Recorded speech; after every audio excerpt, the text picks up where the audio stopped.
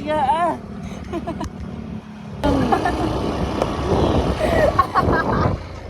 Na. Assalamualaikum guys. For today's video, pupunta po kami sa ospital at sasamahan ko magpapachika pang asawa ko.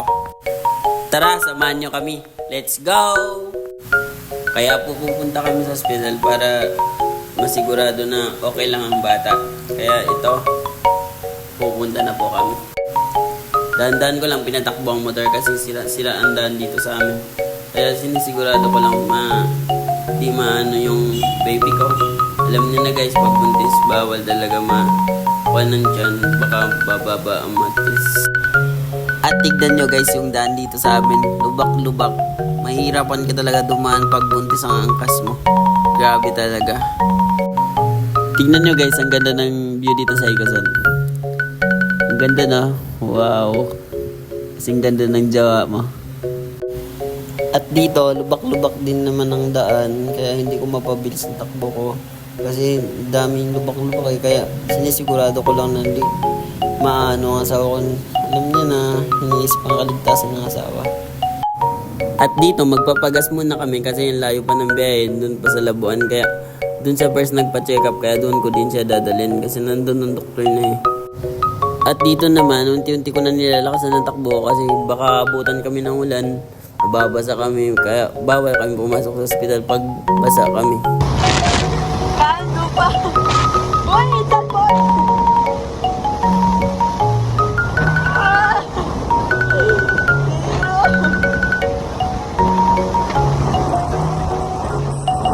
Uy, nalumupot yung cellphone doon pa. Oh, diba? Muntik na mahulog sa cellphone. Awa pa. At dito, malapit kami dumating sa ospital.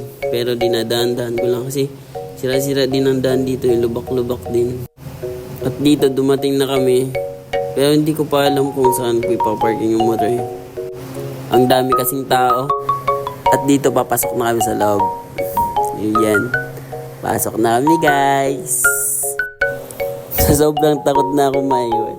Sumama talaga ako hanggang loob. Kahit bawal pala ako sa loob. Yan, pinalabas ako ulit. At yun guys, wala dyan ang doktor niya. Kaya pinawi kami ulit. Next Monday na lang daw kami magbalik. O ayun, gutom na daw siya.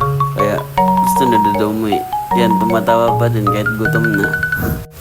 Ito, kinuha ko ng motor kasi uuwi na kami. Alangan, maglalakad kami pa uwi. Baka abutan kami ng 2 araw. Kasi ang layo ng biyahe. Ang layo talaga guys. Oh, ayan, pinasot ko na yung helmet niya.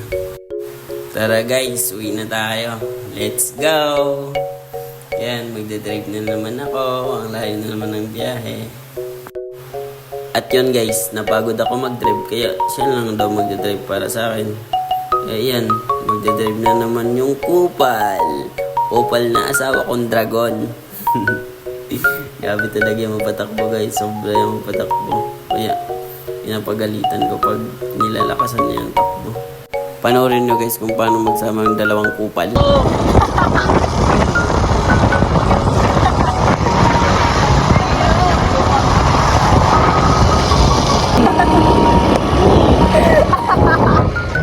Na mali. Thank you naman sa Bangkader sa Kader sa Bangka City.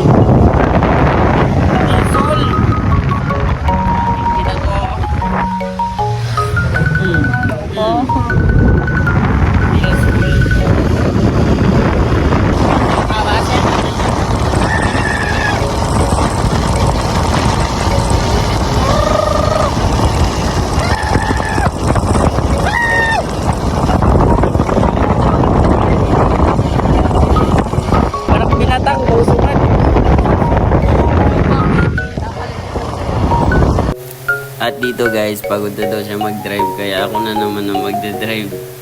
Yun, magdadrive na naman ako ulit. Tara guys, let's go!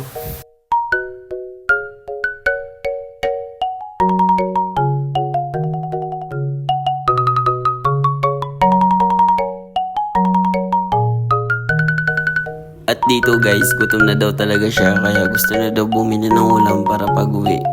Kanin na lang ang kulang. Kaya yan, bibili na naman kami ng ulam. Yan, naghahanap na ako kung saan ako makakabili ng ulam. Kung saan may pagbibigyan. Yan, tingin-tingin lang muna. O ayun, di kami nakabili ng ulam kasi lumakas yung ulan. Kaya yun, nabasa kami. Magluluto na lang daw sa kaya hanggang dito na lang guys. Bye-bye!